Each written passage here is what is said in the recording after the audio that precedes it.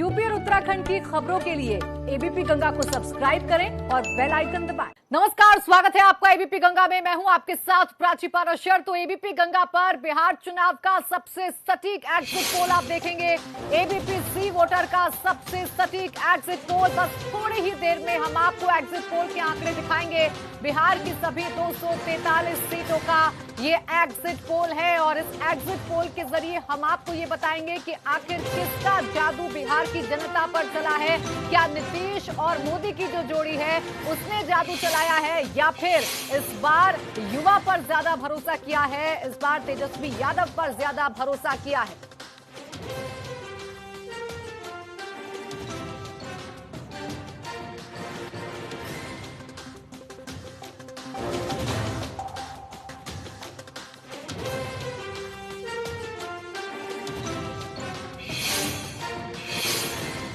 Exit poll अब से कुछ ही देर बाद हम आपको दिखाएंगे। सबसे सटीक आंकड़ा हम आपको बताएंगे और उसके बाद आप ये समझ पाएंगे कि किसका जादू, कौन सा ऐसा फैक्टर है जो बिहार में चला है। हम सीधा रुख करेंगे लखनऊ का। एबीपी गंगा के उत्तर प्रदेश के ब्यूरो चीफ वीरेश पांडे हमारे साथ जुड़ गए हैं। वीरेश, अगर बिहार चुनाव की बात करें तो सबसे पहला सवाल तो यही है कि बिहार के जो नतीजे हैं वो उत्तर प्रदेश में किस तरीके से रिफ्लेक्ट करेंगे। देखिए, अगर बिहार के नतीजे हों या उत्तर प्रदेश के नतीजे हों, दोनों को एक तरह से प्रभावित करते हैं, क्योंकि जो आपस का जो प्रदेश है, बहुत सारी चीजें, और खासकर हम उत्तर प्रदेश के पूर्वांचल की बात करें तो बिहार से सटा हुआ और पूर्वांचल और जो भोजपुर का इलाका है ज्यादा, तो उसमें अगर हम देवरिया की बात करें, बलिया की बात करें, बनारस की बात करें, गाजीपुर की बात करें, बिहार में बक्सर, आरा, भोजपुर, चंपारण, महाराजगंज, छपरा, सिवान, ये तमाम ऐसे जिले हैं जहां की भाषा, संस्कृति, वोटर्स के माइंडसेट, ये सब कुछ निर्धारित करते हैं। और एक जैसी सोच है, एक जैसा खान पान है, एक जैसा पहनावा है, एक जैसे विचार है, तो बहुत सारा इंपैक्ट पड़ता है। और जब भी हम उत्तर प्रदेश की राजनीति की बात करते हैं, बिहार की राजनीति की बात करते हैं, और जब हम उत्तर भारत की राजनीति की बात करते हैं, तो दोनों को जोड़ कर देखते हैं, तो जाहिर सी बात है कि बिहार का प्रभाव उत्तर प्रदेश में भी पड़ेगा, इससे इनकार नहीं किया जा सकता। और सीमावर्ती जो जिले हैं, जैसा कि मैंने आपको बताया, पूर्वांचल और जो भोजपुरी बेल्ट है, उस पर निश्चित रूप से असर पड़ता रहा है और पड़ेगा। और जो भी रिफ्लेक्शन होगा, क्योंकि जो बिहार में आपने देखा होगा कि इस बार, मैं पिछला बिहार इलेक्शन कवर करने गया था, तो वहां जब एयरपोर्ट पर उतरा तो नरेंद्र मोदी के साथ अमित शाह की बहुत बड़ी फोटो लगाई गई थी, लेकिन इस बार अमित शाह नहीं थे, इस बार नीतीश भी उस तरह से नहीं थे, बल्कि नरेंद्र मोदी के नाम पर चुनाव लड़ा गया है। तो नरेंद्र मोदी का जादू क्या बिहार में चला है, नहीं चला है, ये सारा कुछ उत्तर प्रदेश में भी निर्धारित होगा 2022 में। हम जब एग्जिट पोल के आंकड़े बताएंगे तब ये साफ हो जाएगा। लेकिन वीरेश बनी रहेगा हमारे साथ। ऐसे में जानना बहुत जरूरी है कि मुख्यमंत्री योगी आदित्यनाथ ने बिहार में कहां-कहां रैली की है और कितनी रैलियां की हैं। सीएम योगी ने बिहार चुनाव में कुल 18 रैलियां की हैं, जिसमें कैमूर, रोहतास, अरवल शामिल हैं। ये वो 3 जगह जहां पर सीएम ने रैली की। पूर्णिया, कटिहार और मधुबनी में भी सीएम योगी आदित्यनाथ ने रैली की है। इसके अलावा दरभंगा, सहरसा, रक्सौल में मुख्यमंत्री योगी आदित्यनाथ ने रैली की है।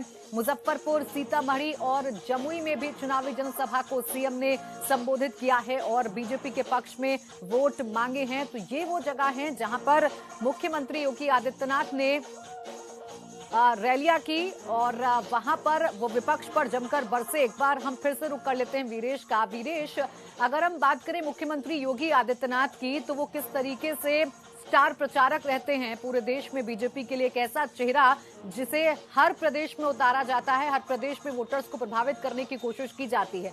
बात अगर मैं बिहार की कर लूं तो 18 रैलियां सीएम ने की है। इन सीटों की बात करें तो कितना प्रभाव पड़ेगा, क्या कुछ असर देखने को मिलेगा? देखिए, हार्ड हिंदुत्व की जब बात होती है तो प्रधानमंत्री नरेंद्र मोदी के बाद अगर हम भारतीय जनता पार्टी में स्टार प्रचारकों की बात कर लें तो कोई भी मुख्यमंत्री योगी आदित्यनाथ की तुलना में नहीं है। कोई भी केंद्रीय मंत्री तुलना में नहीं है, कोई नेता नहीं है। यानी नरेंद्र मोदी के बाद सबसे ज्यादा अगर किसी की डिमांड होती है योगी आदित्यनाथ की होती है। और सबसे बड़ी बात थी कि बिहार के इलेक्शन में न केवल भारतीय जनता पार्टी के उम्मीदवारों की डिमांड योगी आदित्यनाथ थे, बल्कि जो गठबंधन के उम्मीदवार थे, जनता दल यू के उम्मीदवार थे, उनकी भी डिमांड थी कि योगी आदित्यनाथ उनके लिए सभा करें। और योगी आदित्यनाथ ने सभा की है, जेडीयू के लिए भी सभा की है।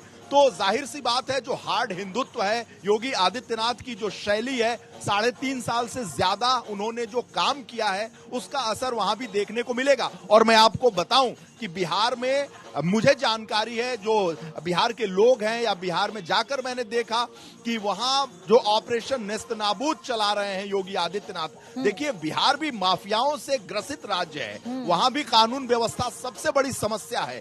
जो सिस्टम उत्तर प्रदेश में माफियाओं के लिए रहा है, वही सिस्टम बिहार में भी रहा है। यानी अपराध यूपी में करते थे, भाग जाते थे बिहार में अपराध करते थे, यूपी में आ जाते थे। और बहुत सारे ऐसे माफिया हैं उत्तर प्रदेश में, बिहार में, जिनका जो कामकाज है, जो गोरख धंधा है, वो आपस में मिला हुआ है। जो उत्तर प्रदेश और बिहार की राजनीति को जानते हैं, वो ये जानते हैं कि बहुत सारे ऐसे माफिया हैं जो कनेक्टेड हैं बिहार और यूपी में। तो ऑपरेशन नेस्तनाबूद जो मुख्यमंत्री योगी आदित्यनाथ का जारी है, उसकी चर्चा बिहार के इलेक्शन में बहुत रही है। और वहां की जनता ये कहती रही है कि हमें भी ऐसा मुख्यमंत्री चाहिए, कानून व्यवस्था के मद्देनजर, जो अपराधियों को इस तरह से मान मर्दन कर रहा है, उसको तहस नहस कर रहा है। तो बहुत कुछ टेस्ट जो है बिहार और उत्तर प्रदेश का मिलता है। योगी आदित्यनाथ की सभाओं का असर पड़ेगा। और जाहिर सी बात है कि उत्तर प्रदेश बिहार को बहुत बांट के हम नहीं देख सकते हैं। राजनीति के लिहाज से, चुनावी गणित के लिहाज से दोनों प्रदेशों का असर हमेशा से पड़ता रहा है और इस बार भी पड़ेगा। बिल्कुल वीरेश, ऐसे में एक चीज मैं और आपसे समझना चाहूंगी। देखिए, हमने मुख्यमंत्री योगी आदित्यनाथ की बात कर ली कि वहां पर उनका जादू किस तरीके से चलेगा या फिर वो फैक्टर किस तरीके से काम कर रहा है। और इसके अलावा प्रधानमंत्री नरेंद्र मोदी ने भी रैलियों को संबोधित किया, विपक्ष पर वो जमकर बरसे। लेकिन इसके साथ ही साथ एक और जो फैक्टर है जो उभर के आ रहा है वीरेश, वो तेजस्वी यादव का है। अगर आरजेडी की हम बात करें, बिना लालू के भी आरजेडी अच्छी खासी फाइट में वहां पर आती हुई नजर आ रही है। हालांकि जब आंकड़े आएंगे, सटीक आंकड़े, तब ज्यादा स्पष्ट हो पाएगा। लेकिन अभी तक का जिस तरीके का चुनाव है, उसमें युवा चेहरे को भी जनता पसंद कर रही है। देखिए, लालू यादव ने इस बार बहुत अच्छी चाल चली है। आरजेडी पर जो सबसे बड़ा आरोप रहा है चारा घोटाले का, भ्रष्टाचार का, कानून व्यवस्था का, उसके मुखौटा लालू प्रसाद यादव रहे हैं। ठीक है वीरेश, मैं आपको बीच में रोकना चाहूंगी। देखिए, जिस आंकड़े का हम इंतजार कर रहे थे, वो आंकड़ा आ गया है। एबीपी वोटर का एग्जिट पोल हम आपको बता रहे हैं। बड़ी खबर यह है कि एग्जिट पोल में महागठबंधन आगे चल रहा है। बिहार में एनडीए महागठबंधन में कांटे की टक्कर देखने को मिल रही है। एग्जिट पोल में एनडीए को बहुमत मिलता हुआ नहीं नजर आ रहा है। महागठबंधन को 108 से 131 सीटें मिलती हुई नजर आ रही हैं, जबकि एनडीए की अगर हम बात कर लें तो 104 से 128 सीटें मिलती हुई नजर आ रही हैं। यानी कांटे की टक्कर देखने को मिल रही है।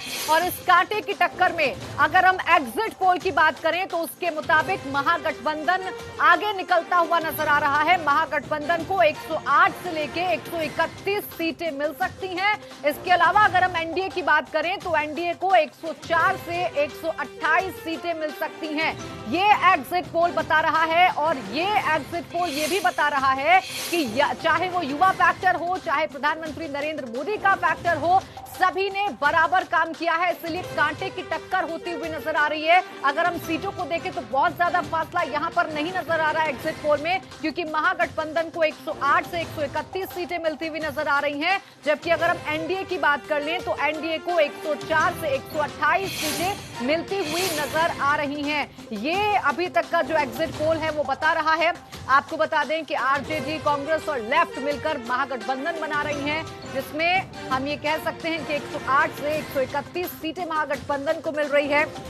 वहीं एनडीए की अगर हम बात कर लें तो यहां पर बीजेपी है, जेडीयू है, हम हैं, वीआईपी है, ये सब मिलकर 104 से 128 सीटें जुटा पा रही हैं। यानी अभी तक ये कहा जा सकता है, बड़ी खबर यही है एग्जिट पोल्स के मुताबिक कि महागठबंधन आगे है। महागठबंधन ज्यादा जो जनता है बिहार की, उसका दिल जीतने में कामयाब रहा है। जिस फैक्टर का भी हम जिक्र कर रहे थे कि तेजस्वी यादव इन पूरे चुनाव में एक ऐसे चेहरे के तौर पर उभरे हैं जिन्होंने बिहार की जनता को कहीं ना कहीं विश्वास दिलाया है, बिहार की जनता के दिल में जगह बनाने की कोशिश की है, और वो जो फैक्टर है कहीं ना कहीं काम करता हुआ नजर आ रहा है। महागठबंधन को 108 से 131 सीटें मिलती हुई नजर आ रही हैं, जबकि अगर हम एनडीए की बात कर लें जिसमें बीजेपी, जेडीयू, हम और वीआईपी पार्टी शामिल हैं, उनको 104 से 128 सीटें मिलती हुई नजर आ रही हैं। और आप ये देखिए, स्पष्ट आंकड़ा हम आपको दिखा रहे हैं, आप टेली के जरिए समझ सकते हैं। सबसे पहले आप देखिए नीतीश प्लस, यानी कि जो बाकी तमाम पार्टियां हैं जो एनडीए में शामिल हैं, उनको 104 से 128 सीट मिल रही हैं। लालू प्लस की अगर हम बात कर लें तो यहां पर 108 से 131 सीट मिल रही हैं। पासवान यानी कि एलजेपी को 1 से 3 सीट मिलती हुई नजर आ रही हैं। सीधा रुख हम वीरेश का कर लेंगे। वीरेश, अभी जिस बात पर हम चर्चा कर रहे थे उसी बात पर मुहर लगती हुई नजर आ रही है कि तेजस्वी यादव का जो जादू है वो कहीं ना कहीं चला है, और यही वजह है कि महागठबंधन आगे नजर आ रहा है एग्जिट पोल में। देखिए, पिछली बार भी महागठबंधन से महापरिवर्तन के नारे बिहार में लगाए जा रहे थे। अंतर यह था कि उस महागठबंधन में नीतीश कुमार थे, इस महागठबंधन में नीतीश कुमार विरोधी हैं, लेकिन महागठबंधन को जो ट्रेंड दिखाई दे रहा है एग्जिट पोल में, कहीं वो सतह पर है ऐसा आभास तमाम जो समीक्षक हैं, राजनीति के जानकार हैं, जिन्होंने वहां कवर किया, जिन्होंने ग्राउंड जीरो पर जाकर देखा, वो ये मान रहे थे कि तेजस्वी यादव की सभाओं में जो चुनावी रैलियां थी, जिस तरीके से लोग कनेक्ट हो रहे थे। देखिए, लालू यादव से लोग कनेक्ट करते थे। लालू यादव की तमाम चुनावी रैलियों को कवर करने का अवसर मुझे मिला, और मैंने बार बार देखा कि लालू यादव से लोग कनेक्ट करते थे। एक बात अगर लालू बोलते थे तो उससे पूरी जनता सैलाब की तरीके से उसे कनेक्ट होती थी। तेजस्वी यादव युवा हैं, बहुत युवा हैं, और अपने पिता के हिसाब से राजनीति में उतने माहिर नहीं हैं, लेकिन जो उनका इमोशन है, जो अपील है, वो लोगों को कनेक्ट कर रही थी। उनकी सभाओं में लोग कनेक्ट हो रहे थे। लालू यादव का यही जादू है। देखिए, भारतीय राजनीति में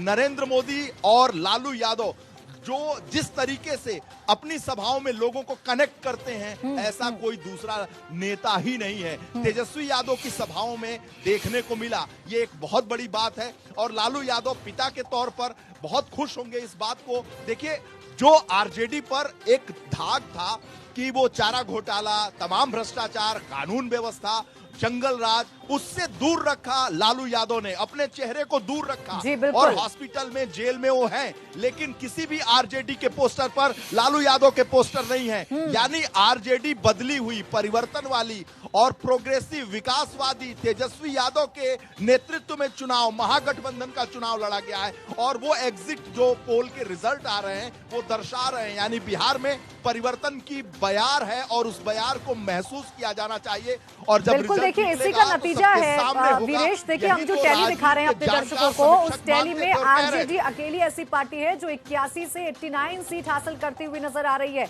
यानी सबसे बड़ी पार्टी बनती हुई नजर आ रही है, जो 2015 के चुनाव में भी हमने देखा था। लेकिन ऐसे में वीरेश, मैं आपसे समझना चाहूंगी कि क्या एलजेपी का अलग जाना बीजेपी को, यानी कि एनडीए को नुकसान कर गया, और कहीं ना कहीं वोट जो है वो शिफ्ट हो गया, और इसीलिए फिलहाल एनडीए पीछे नजर आ रहा है? देखिए, NDA, LJP, Bharatiya Janata party अपनी ही चाल में फंस गए। अगर राजनीति के जो जानकार हैं वो ये मानते हैं कि जो चिराग पासवान है भारतीय जनता पार्टी के शीर्ष नेतृत्व के इशारे पर काम कर रहे थे, जनता ने इस बात का एहसास कर लिया, और जो रामविलास पासवान की कमी है उसे चिराग पासवान नहीं भर पाए। जो हीरोइज्म का उनका अंदाज है, जो हीरो के रूप में वो सामने आए, वो जनता से कनेक्ट नहीं हो पाए, जमीन से नहीं जुड़ पाए, और वो दिल्ली से सीधे जब जमीन पर पहुंचे तब तक जमीन खिसक चुकी थी, और इसका एहसास चिराग पासवान को नहीं था, भारतीय जनता पार्टी के नेताओं को नहीं था, लेकिन अन्य लोगों को जरूर था। इसीलिए चिराग पासवान को नीतीश कुमार चूंकि उस जमीन पर हैं तो बहुत भाव नहीं दिए, लेकिन भारतीय जनता पार्टी बैकडोर से चिराग पासवान को पूरी तरीके से पुश कर रही थी। इस बात की कोशिश में थी कि नीतीश कुमार को कैसे किनारा किया जाए। जो राजनीति के जानकार हैं, समीक्षक हैं, जो एहसास करते हैं भारतीय जनता पार्टी की इस राजनीति को, वो भली भांति जान रहे थे, लेकिन चिराग पासवान बुरी तरीके से फेल होते जा रहे हैं। उनका कनेक्ट नहीं है, जो वो हीरो तरीके से रहते हैं उससे जो बिहार की जनता है वो बहुत कनेक्ट नहीं होती। और जब तक आप जनता से कनेक्ट नहीं होंगे, उनके बीच नहीं होंगे, तब तक आपको जनता अपना नेता नहीं मानेगी। रामविलास पासवान की बात अलग थी, और रामविलास पासवान का इस चुनाव के एन समय में बाहर जाना एलजेपी के लिए, जो चिराग पासवान है उनके लिए, भारतीय जनता पार्टी के लिहाज से कहें उनके लिए, ये सब कुछ बुरी खबरें थी। जब चीजें खराब होने को होती हैं तो बहुत सारी चीजें होती हैं। उसमें ये फैक्टर था कि रामविलास पासवान जो बहुत बड़े नेता थे वो नहीं रहे। इसका खामियाजा एलजेपी, भारतीय जनता पार्टी, नीतीश कुमार सबको देखने को मिल रहा है। लेकिन जिस भ्रम में एलजेपी थी, चिराग पासवान थे, युवा बिहारी के जो नारे लगा रहे थे, युवा बिहारी के नारे तेजस्वी को के ऊपर शोभा दिया, क्योंकि तेजस्वी बहुत सालों से जमीन पर काम कर रहे थे, उनकी पार्टी काम कर रही थी, संगठन था। आरजेडी के संगठन को आप नकार नहीं सकते। और जो आरजेडी ये कह रही थी कि नीतीश कुमार ने हमें धोखा दिया है, महागठबंधन से महापरिवर्तन की जो नारे थे वो पिछले चुनाव में भी थे, उस परिवर्तन को बिहार की जनता ने दिया, लेकिन नीतीश कुमार पहुंच गए। भारतीय वो स्ट्रैटेजी कहीं ना कहीं काम कर रही है, और ये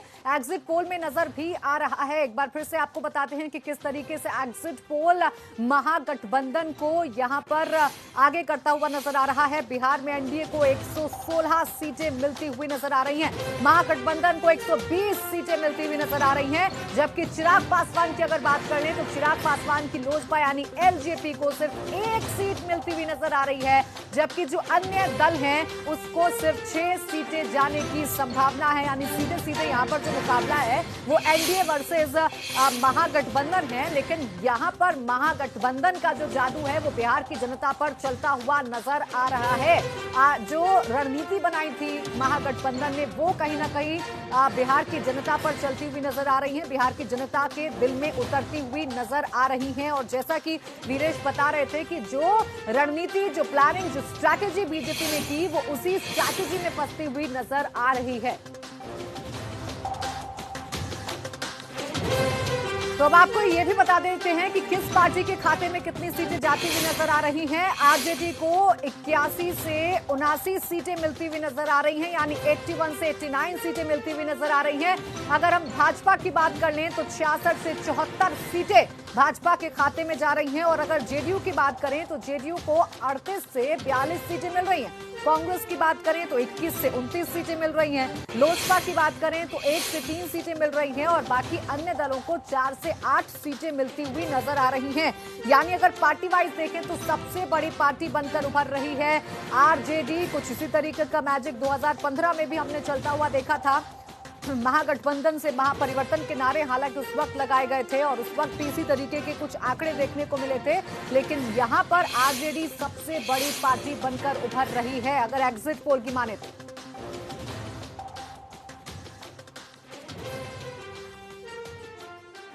तो लगातार हम आपको एग्जिट पोल के जरिए समझाने की कोशिश कर रहे हैं कि आखिर किसका फैक्टर चला है, कौन किस पर भारी पड़ा है। वीरेश लगातार मेरे साथ बने हुए, एक छोटा सा ब्रेक ले रहे हैं, बहुत जल्द लौट।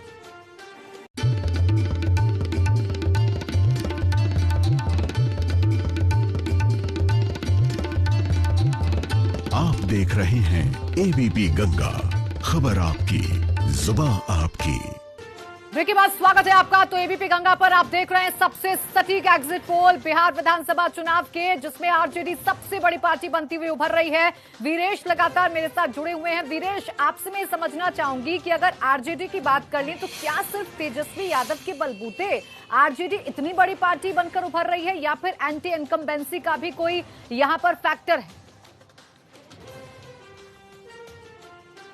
देखिए, तेजस्वी का जो फ्रेश चेहरा है, विकास की बात है, युवाओं को रोजगार देने की बात है, और सबसे बड़ा जो कारण है कोरोना की विभीषिका इसी बगल में, यानी बिहार के बगल में उत्तर प्रदेश में कोरोना की विभीषिका से निपटने के लिए योगी आदित्यनाथ का युद्ध स्तर पर काम करना और बगल में बिहार के मुख्यमंत्री का चुपचाप कोरोना की विभीषिका से घर में बैठ जाना, ये लोग तुलनात्मक दृष्टि से देख रहे थे। और जिस तरीके से कोटा से छात्रों को लाया गया, देखिए बिहार के जो स्टूडेंट्स हैं वो सबसे ज्यादा बाहर पढ़ते हैं, दिल्ली, मुंबई, कोटा, कहीं की भी अगर हम बात कर लें, लोग अपना पेट काट कर भी बाहर पढ़ाते हैं। कोटा और तमाम जगहों में फंसे हुए उनके जो बालक थे, बालिकाएं थे, बच्चे थे, छात्र छात्राएं थे, उन्हें लाने की कोई कोशिश नहीं की गई। तुलना उत्तर प्रदेश से की गई कि योगी आदित्यनाथ ने बसों की संख्या लगाकर उन छात्र छात्राओं को बिल्कुल, देखिए ये वो फैक्टर हो सकते हैं वीरेश जो आप बता रहे हैं, झारखंड, जिसने कहीं ना कहीं हरियाणा, गठबंधन को फायदा पहुंचाया है और एनडीए को नुकसान पहुंचाया है। बहुत शुक्रिया आपका हमारे साथ जुड़ने के लिए वीरेश, और सटीक विश्लेषण यहां पर करने के लिए। इसी के साथ हमारी खास पेशकश में बस इतना ही। आप देखते रहिए एबीपी गंगा।